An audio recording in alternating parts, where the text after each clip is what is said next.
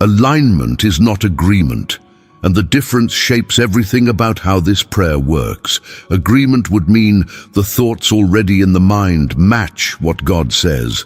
Alignment means the thoughts are being turned toward what God says, from wherever they currently are.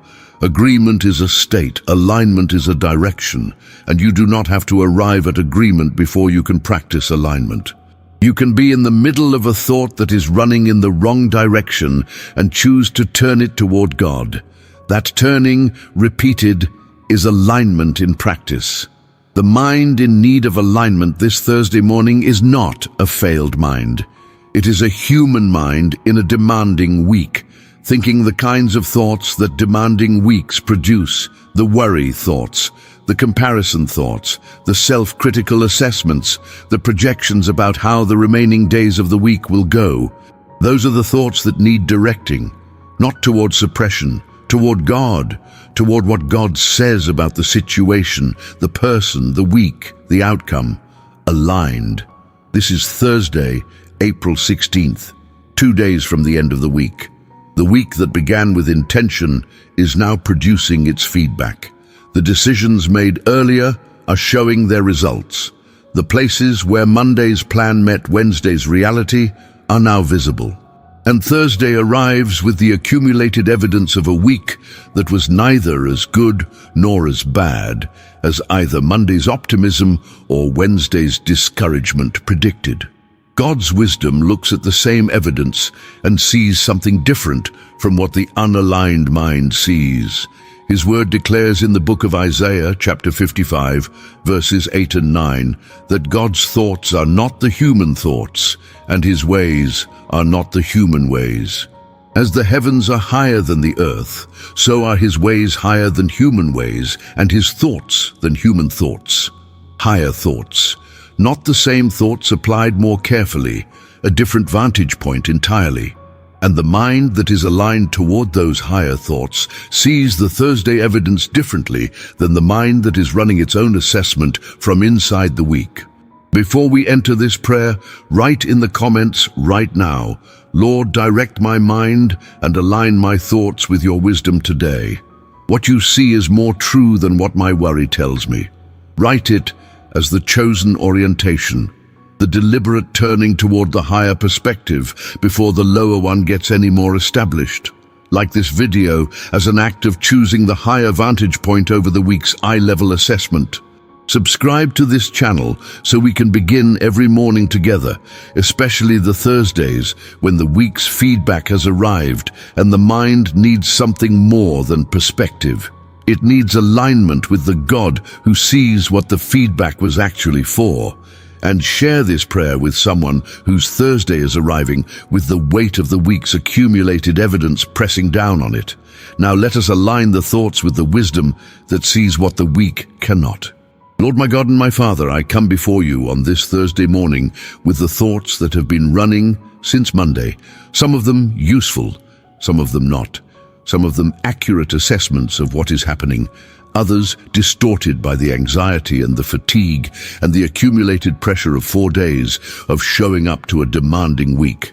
I bring all of them before you now, not the sorted version, the actual version, with the accurate thoughts alongside the distorted ones, with the faithful assessments alongside the fear-driven ones, all of it before you. Direct this, not just the thoughts I can identify as problematic, the ones I cannot see clearly enough to recognize yet, the assumptions I have made that have shaped the week without my realizing they were shaping it, the interpretations that arrived early and have been influencing everything since, without being examined, all of it, directed toward your wisdom, toward your higher way of seeing what is actually happening in this week. Your word declares in the book of Proverbs, chapter 23, verse 7, that as a man thinks in his heart, so he is. The thoughts shape the person, not the circumstances, the thoughts. The person who is thinking fear thoughts about the week is a different person in the week than the person thinking God-aligned thoughts about the same week, same circumstances, different interior. Different person meeting the same Thursday. Let the person who meets this Thursday be the person whose thoughts have been directed and aligned. The person shaped by what God says, rather than by what the week's pressure says. And Father, I want to name something about Thursday's specific position in the week that makes alignment particularly important today. Thursday is the day before Friday, the day when the week's finish line is visible but not yet reached. The mind on Thursday is often split between the week that is almost over and the week that is almost beginning. The unfinished things from Monday through Wednesday are pressing. The anticipation of the weekend is pulling. And in between, the Thursday that is actually here gets partially missed because the mind is somewhere other than inside it. Alignment brings the mind back to Thursday, to what is actually happening right now, rather than to what happened earlier in the week or what might happen in the days ahead, because right now is where God is. Not in the past week's mistakes or the coming weekend's promises. Right here, in this Thursday morning prayer, in the specific moments this day will produce, in the conversations that are about to happen, in the decisions that are forming, in the people who will share the hours between now and tonight. The aligned mind is the present tense mind. It has been returned from the past and the future by the God who is I am. And from that present tense position, the Thursday that might have been partially missed is fully received. Father, I want to be honest about what unaligned thinking produces in a person by Thursday. By the middle of a demanding week, the thoughts have often drifted to a place where they are less evaluating the situation accurately and more defending against it. The unaligned mind on Thursday is often a defensive mind. It has been taking hits since Monday. It has absorbed the difficult conversation, the unexpected complication, the thing that did not go as planned. And by Thursday, the mind has begun organizing itself less around what is true and more around what is safe. The defensive mind is not dishonest. It genuinely believes it is being realistic. It is reading the evidence of the week and drawing conclusions that the evidence seems to support. The problem is that the evidence it is reading is filtered through 4 days of accumulated pressure. And 4 days of accumulated pressure is not a neutral lens. It is a lens that tends to confirm the worst interpretations and dismiss the hopeful ones. It is a lens shaped by the weak rather than by what is actually true about the situation. Your word declares in the book of 2 Corinthians chapter 10 verse 5 that we take captive every thought and make it obedient to Christ. Take captive, that is an act of authority, not an invitation for the thought to come voluntarily. The thought is captured, brought before Christ. And in the bringing, what is true about the thought is separated from what the pressure added to it. What is legitimate concern is separated from what is anxiety-generated distortion. What is accurate assessment is separated from what is defensive interpretation. Lord, direct my mind and align my thoughts with your wisdom today. What you see is more true than what my worry tells me. And Father, I want to ask for something that thought alignment specifically enables: the ability to learn from the week's feedback rather than only survive it. Because the defensive mind does not learn well. It is too busy protecting itself from the evidence to actually receive what the evidence is offering. The failure is something to minimize. The criticism is something to deflect. The moment that did not go well is something to explain rather than something to sit with long enough to understand. The aligned mind receives differently. It can look at what this week produced and ask honestly, what is this showing me? What do I need to adjust? Where was my thinking off? What did I miss that was actually present? That kind of honest receiving requires a mind that is not primarily in defensive mode, and the mind that has been brought before God and directed toward His wisdom is in a better position to receive the week's honest feedback than the mind that has been running its own defense. And I want to ask for one more thing that the learning mind requires: humility.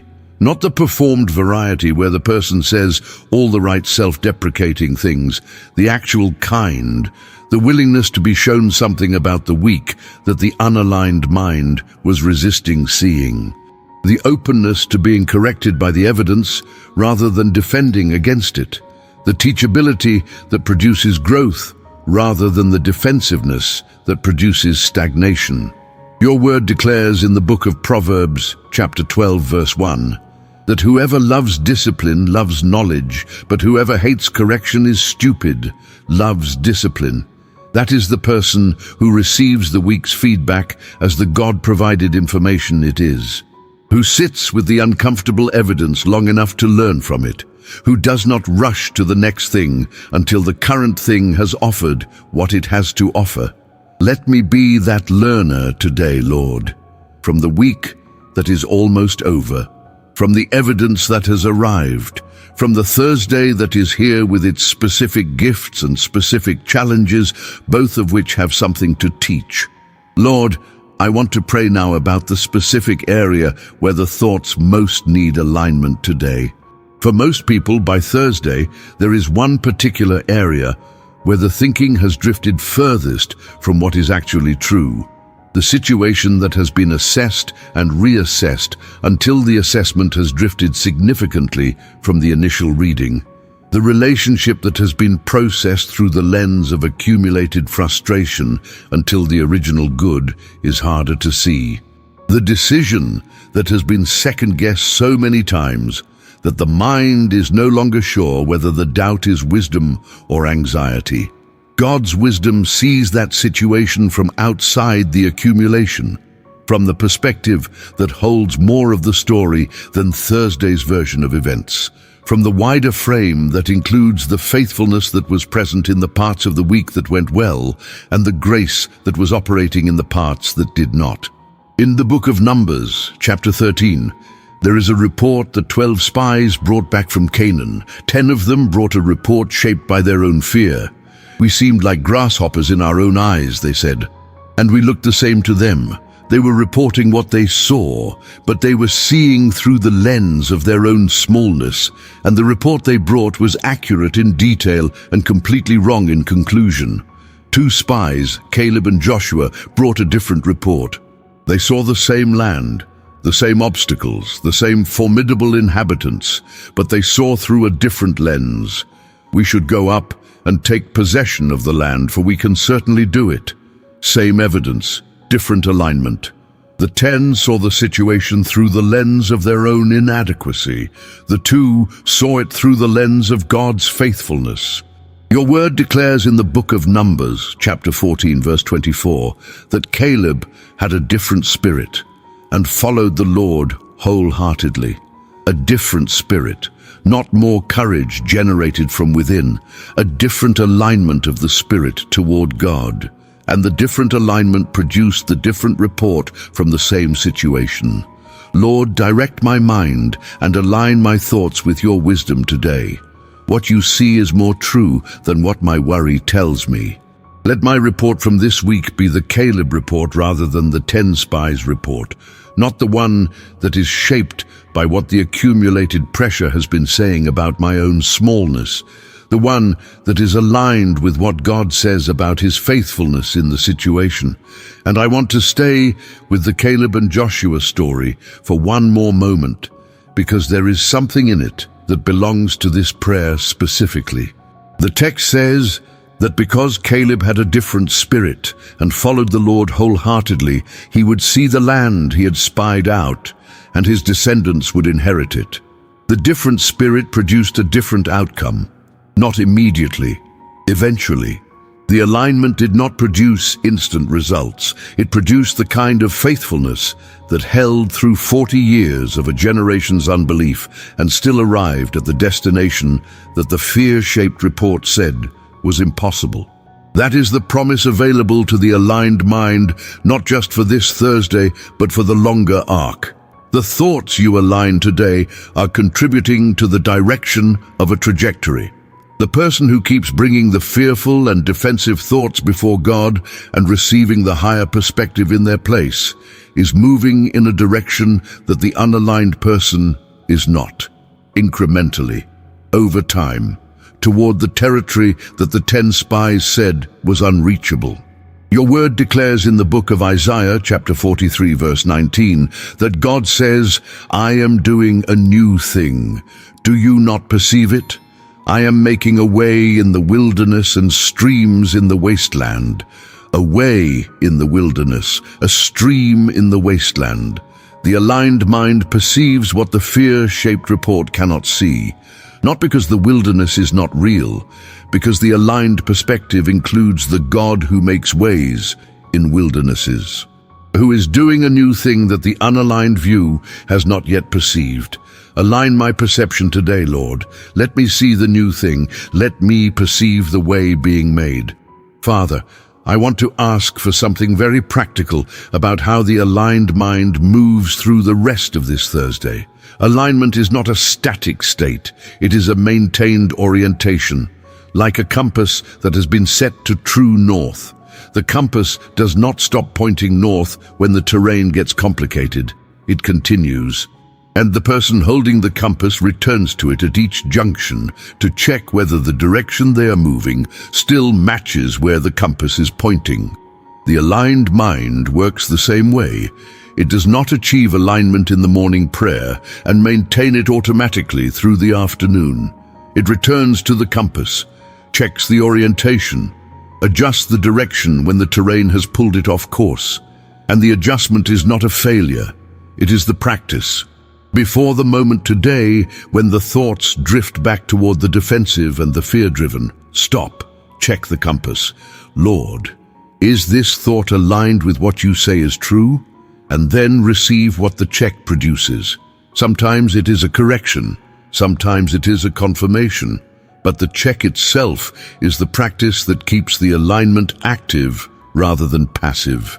Your word declares in the book of Philippians chapter 4 verse 8 that whatever is true, whatever is noble, whatever is right, whatever is pure, whatever is lovely, whatever is admirable, if anything is excellent or praiseworthy, think about such things. Think about such things. That is the compass check, the list of what to think about, not as a technique for positive thinking, as the standard for aligned thinking. Whenever the thought is producing something that does not appear on this list, the compass is pointing at something other than where God directed it. Return. Realign.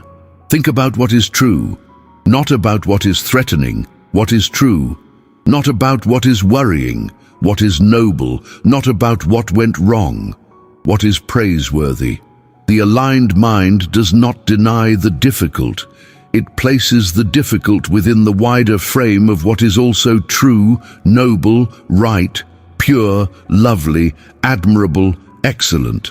Lord, direct my mind and align my thoughts with your wisdom today. What you see is more true than what my worry tells me. And Father, I want to ask for something that the compass check produces over time that a single morning prayer cannot. The formation of a different kind of spontaneous thought, because most thoughts are not deliberate. They arrive before the person has chosen them, and the spontaneous thoughts are shaped by what the mind has been practicing. The mind that has been practicing alignment gradually develops a spontaneous orientation toward the aligned thought. The first thought that arrives, undeliberate in the morning, is increasingly shaped by what the mind has been returning to over time. That is the long-term gift of the practice, not just that each individual alignment corrects the individual misalignment, but that repeated alignment changes the default. The compass check becomes less effortful. The spontaneous thought is more often the aligned one. Your word declares in the book of Hebrews, chapter 5, verse 14, that solid food is for the mature, who by constant use have trained themselves to distinguish good from evil. Trained themselves by constant use. The discernment is not a gift that arrives fully formed. It is a discipline that develops through practice. The aligned mind is not achieved in a single Thursday prayer. It is being built, one prayer, one compass check, one returning at a time, into the mature mind that distinguishes accurately. That is the mind being built right now, in this prayer, in this practice, on this Thursday. Father, as this prayer closes, I want to receive something about the relationship between aligned thinking and the people around me today. The thought life is not private in its effects. What happens in the interior shows up in the exterior. The person thinking defensive thoughts brings defensiveness into the room. The person thinking fear thoughts brings bracing into the conversation. The person thinking God-aligned thoughts brings something different, not a performed cheerfulness that conceals what is actually happening. Something more real than that, a genuine groundedness, a settled quality, a way of being present that is not agitated by every new piece of evidence because the foundation is not located in the evidence. Other people feel this. They cannot always name it, but they feel the difference between engaging with a person who is operating from aligned thoughts and engaging with a person whose thinking is running the defensive loop. The first conversation is connective. The second is exhausting. The first person receives what is offered. The second is too occupied with their own interior to fully receive. Your word declares in the book of Proverbs chapter 27 verse 19 that as water reflects the face, so one's life reflects the heart. The interior is reflected. The thought life shows up in the quality of the presence offered. The aligned mind produces an aligned presence, and an aligned presence is one of the most genuinely useful things a person can bring to the people who share their Thursday. Let me bring that to the people in my life today, Lord. Not because I performed alignment, because I received it in this prayer, and it is overflowing into the quality of what I offer to everyone the day brings. And I want to name something specifically about what the aligned presence does in the difficult conversations today. The person whose thoughts are running the defensive loop brings defense into the conversation before the conversation has given any reason for it. The defensiveness is a preemptive posture. It is protecting the person from a threat that has not yet arrived. And it communicates even without words that the person is already armored before the conversation has begun. The person with aligned thoughts brings openness, not naivety. Openness, the willingness to receive what is actually being communicated before deciding how to respond to it. The capacity to hear before defending, to understand before explaining. To be genuinely curious about the other person's experience rather than primarily occupied with managing the impression being made on them. That quality of presence is not the product of social skill. It is the product of a settled interior. The person whose thoughts have been aligned with God's wisdom has enough interior room to actually receive another person. The defensive mind has no room. It is full. Your word declares in the book of Romans chapter 8 verse 6 that the mind governed by the Spirit is life and peace. Life and peace. That is what the aligned mind produces in the person carrying it and in everyone they encounter, not a performance. The natural overflow of a mind that has been directed toward the wisdom that is higher than the weak. Lord, direct my mind and align my thoughts with your wisdom today. What you see is more true than what my worry tells me. That is the declaration and the orientation. The thoughts are directed, the alignment is set, and this Thursday is entered not from the week's accumulated assessment, but from the higher perspective of the God who was in Monday and Tuesday and Wednesday, and is already in Thursday before the person carrying this prayer arrives in it. To everyone who prayed with me this morning, go back to the comments and write it one final time. Lord, direct my mind and align my thoughts with your wisdom today. What you see is more true than what my worry tells me.